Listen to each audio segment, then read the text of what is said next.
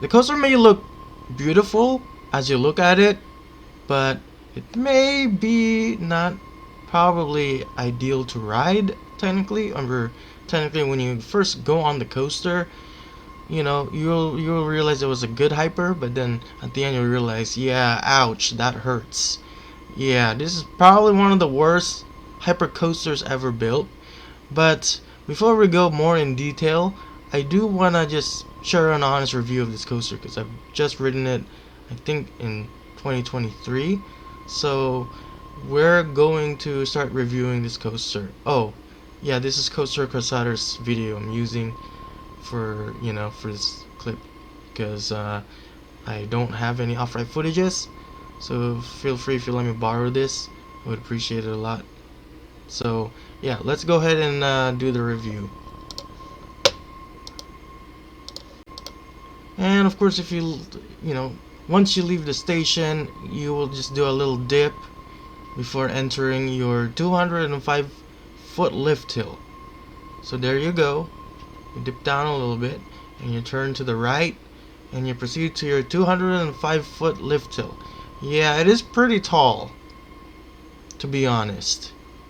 It's pretty tall, and you get great views from Cedar Point shores and the beach right over there to your right, and of course Cedar Point shores to your left, and you could also see a bit on the right side as well. So you get some stunning views of both the water park and the beach itself.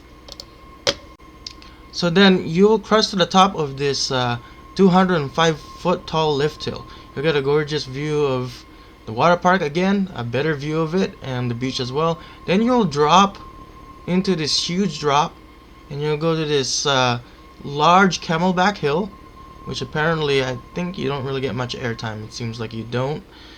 And then you dive into a tunnel. This is probably the first tunnel you'll on the ride. Another small airtime hop, which you probably get a little floater on that. And then you just go to this figure 8 kind of helix, which I've never seen on a hyper before, but technically looks unique. And then after that, you will go to a bunny hop while you're in a tunnel. And so yeah, you keep going to these bunny hops. You do this little wave turn, which you don't really get airtime on the side, but it's still there. Just kind of turn around, go to that direction. More bunny hops as you go through the ride. More bunny hops, and that is probably the painful moment of the ride, is where you get airtime over here, because basically you have a lap bar and a seat belt. In the first place, you don't really need. You only need a lap bar, no seat belts. Only if they remove the seat belts, maybe the ride would have been a little better. Or just do some retracting on this damn thing.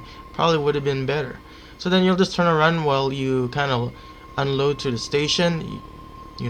Basically that's this, same old thing roller coasters do.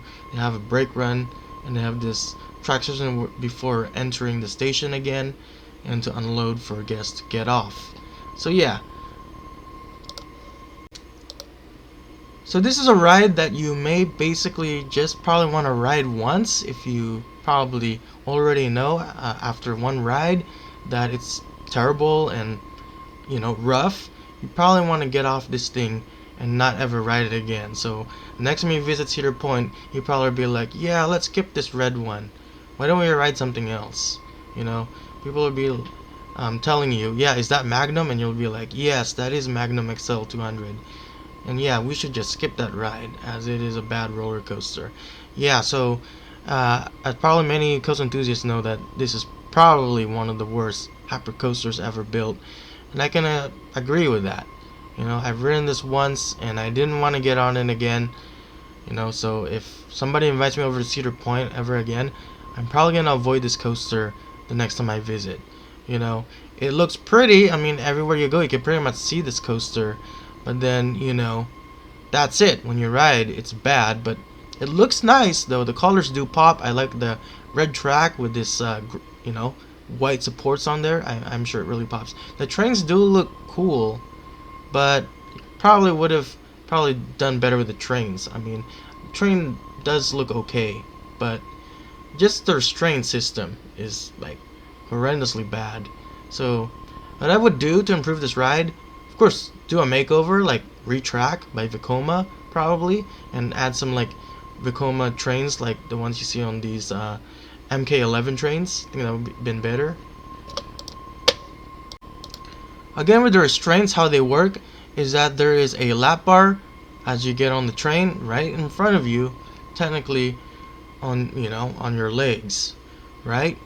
So you pull it down and then you have to like strap the seatbelt, because I don't think the ride operator will let you, you know, ride without putting the seatbelt on, because it's probably due to safety reasons. But this ride probably would have been a little better if, you know, they only use lap bars like what I said. But it's also would be the best option is maybe B&M could probably do some retracking on this. Probably not Vekoma, because they've already got a Vekoma coaster right there, Siren's Curse. But maybe they have a good relationship with Vekoma. But I think this will be better off with B&M, because they probably need more B&M coasters. That's part. But the best bet I think should be converted into a B&M Hypercoaster. It probably would have been better that way. Other than that, for its final score, I'm going to give this ride probably a -1, possibly, or can say this is a terrible roller coaster. Why do I say -1? Well, because this is horrendously bad. It's not a good hypercoaster. As you can see on the clip, it is bad. Kind of shakes you around, give those rattles. Yeah, and especially on those last bunny hills. Yeah, that is the most painful moment of the ride. So let me guys think what you guys think, but you know, I'm pretty sure you guys don't like this ride either. So have you ridden this coaster anyway? Post your comments, and I'll see you guys in the next. Peace out.